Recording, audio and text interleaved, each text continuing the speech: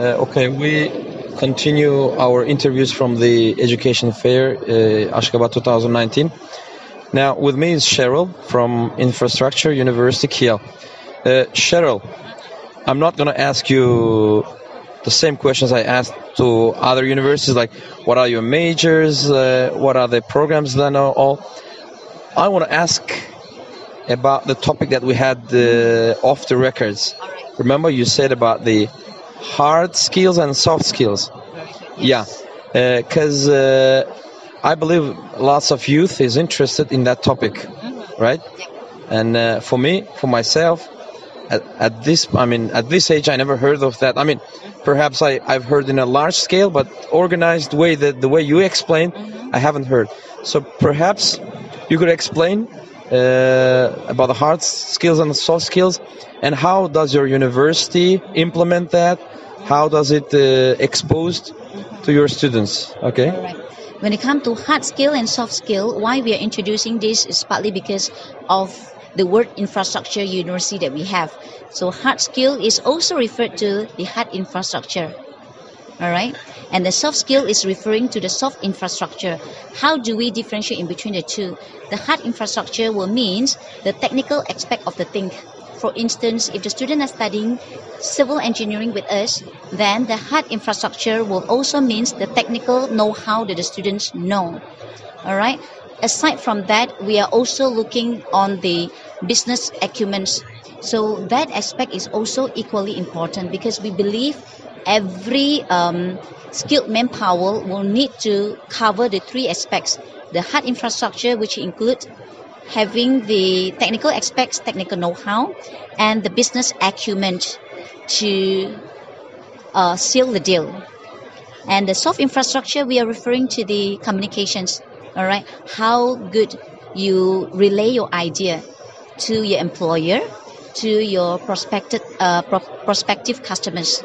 So with the hard infrastructure and soft infrastructure, that is our ideal way of having a well-rounded graduates, which can, match the market demands. So, as far as I understand, you are preparing the real-time engineers, real-time architectures, whose not just scores are good, but they're ready for the industry. Yes.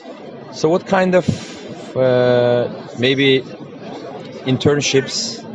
What kind of internships? What kind of training programs or practices that you have for your students? What kind of laboratories, maybe workshops that you offer for your students? Now, usually when it comes to higher education in Malaysia, we prepare students well. What do we do is that all the students at their degree level, or baccalaureate, we call it, will have 1 month of 1 semester of internship, and that 1 semester of internship is about 3 to 4 months, whereby students will be attached to an organization. Is it only Malaysian companies? It can be in Malaysia or outside of Malaysia. It can be a Malaysian company, or it can be any international companies.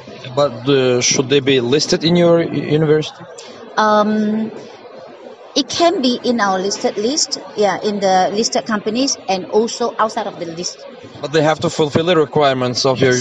It can be. They must fulfill the requirements. So basically, at the point of the attachment, the university will provide the latest to the company. And like I believe mostly in Malaysia, internships are like that, right?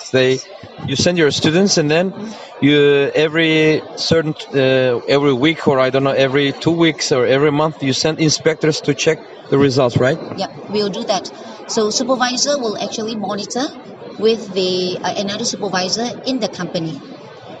Okay, and as far as I know, university students are very active in social activities.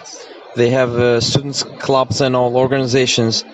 Could you tell about the student activities, student organizations in your university? Okay, we believe in the university we are not only preparing students for their academic, but we also need to prepare them to ensure that they have a good mixture and understandings of the different cultures and club and societies. And that's the reason why in this university, aside from offering 60 different programs at the university, we also offers different club and societies. The student can choose from the 60 different club and societies that we have, from engineering clubs, architecture clubs, or even when it comes to the we call it a football club, yeah, tennis club. So that way. Is there a World Cup in your university? I mean, like a representative. I mean, international students. They as if they represent their country, and then they maybe make competition, or not necessarily in football, maybe in some other stuff. So, or any international colorful event, maybe international cultural night or something like that.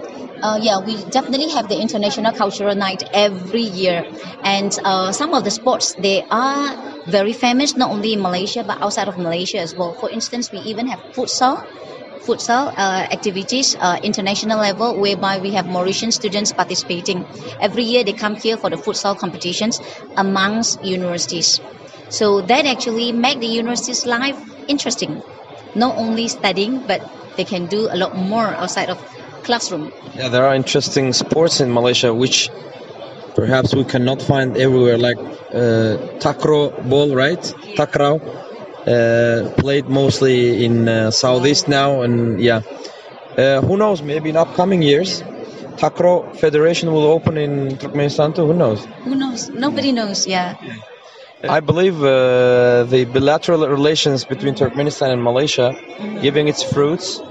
We have like 20 years of bilateral relations, right? Yes. So I hope our, what I call it, expansion to get the knowledge, higher education in Malaysia will give its fruits. Okay, and I hope you will get your expectations from today's exhibition. Thank you for being in Ashgabat. Thank you.